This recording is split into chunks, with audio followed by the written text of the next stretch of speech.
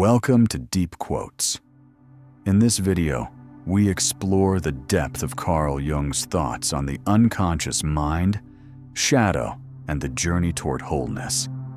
His words help us understand not only who we are, but who we are afraid to become.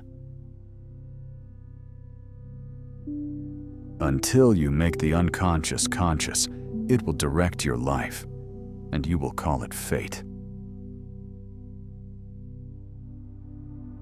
The world will ask you who you are, and if you don't know, the world will tell you. Knowing your own darkness is the best method for dealing with the darknesses of other people. One does not become enlightened by imagining figures of light, but by making the darkness conscious. The most terrifying thing is to accept oneself completely. Your visions will become clear only when you can look into your own heart. Who looks outside dreams. Who looks inside awakes. We are not what happened to us. We are what we wish to become. Do not compare. Do not measure. No other way is like yours. All other ways deceive and tempt you. You must fulfill the way that is in you. Everything that irritates us about others can lead us to an understanding of ourselves. Life really does begin at 40. Up until then, you are just doing research. Be grateful for your difficulties and challenges, for they hold blessings. In fact, man needs difficulties. They are necessary for health, personal growth, individuation, and self-actualization. The foundation of all mental illness is the unwillingness to experience legitimate suffering.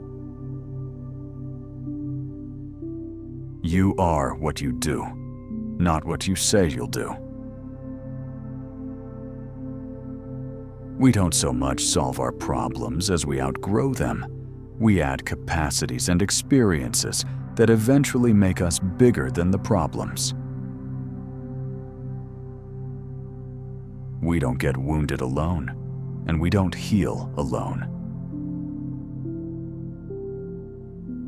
I cannot prove to you that God exists, but my work has proved empirically that the pattern of God exists in every man, and that this pattern in the individual has at its disposal the greatest transforming energies of which life is capable.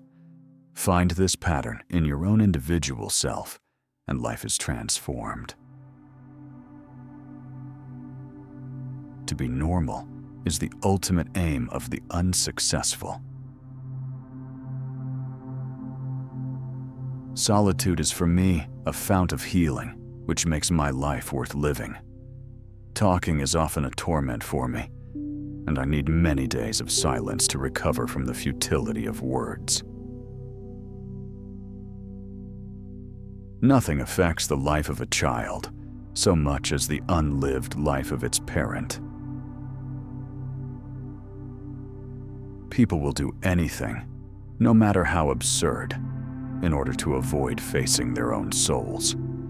They will practice Indian yoga and all its exercises, observe a strict regimen of diet, learn the literature of the whole world, all because they cannot get on with themselves and have not the slightest faith that anything useful could ever come out of their own souls. Everyone you meet knows something you don't know but need to know. Learn from them. If a man knows more than others, he becomes lonely. Loneliness does not come from having no people about one, but from being unable to communicate the things that seem important to oneself, or from holding certain views which others find inadmissible. The first half of life is devoted to forming a healthy ego. The second half is going inward and letting go of it. We don't really heal anything. We simply let it go. No tree, it is said, can grow to heaven unless its roots reach down to hell. The whole point of Jesus' life was not that we should become exactly like him, but that we should become ourselves in the same way he became himself. Jesus was not the great exception, but the great example. God enters through the wound. Wisdom accepts that all things have two sides. The meeting of two personalities is like the contact of two chemical substances. If there is any reaction, both are transformed. In order to know the light, we must first experience the darkness. Synchronicity is an ever-present reality for those who have eyes to see. I have frequently seen people become neurotic when they content themselves with inadequate or wrong answers to the questions of life. They seek position, marriage, reputation, outward success of money, and remain unhappy and neurotic even when they have attained what they were seeking. Such people are usually confined within too narrow a spiritual horizon. Their life has not sufficient content, sufficient meaning. If they are enabled to develop into more spacious personalities, the neurosis generally disappears. We meet ourselves time and again in 1,000 disguises on the path of life. Embrace your grief, for there your soul will grow. To ask the right question is already half the solution of a problem. The brighter the light, the darker the shadow. You always become the thing you fight the most. One finds one's destiny on the path one takes to avoid it. Real liberation comes not from glossing over or repressing painful states of feeling, but only from experiencing them to the full. The highest, most decisive experience is to be alone with one's own self. You must be alone to find out what supports you. When you find that you cannot support yourself, only this experience can give you an indestructible foundation. Just as we tend to assume that the world is as we see it, we naively suppose that people are as we imagine them to be.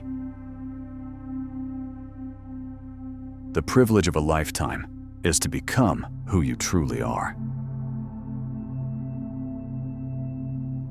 The difference between a good life and a bad life is how well you walk through the fire.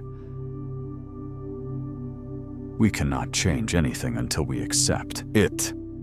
Condemnation does not liberate, it oppresses. Most channels on the internet make up quotes and attribute them to the wrong people, and that honestly annoys us. Here on Deep Quotes, we do the opposite. We carefully share only real quotes, so you can trust what you hear.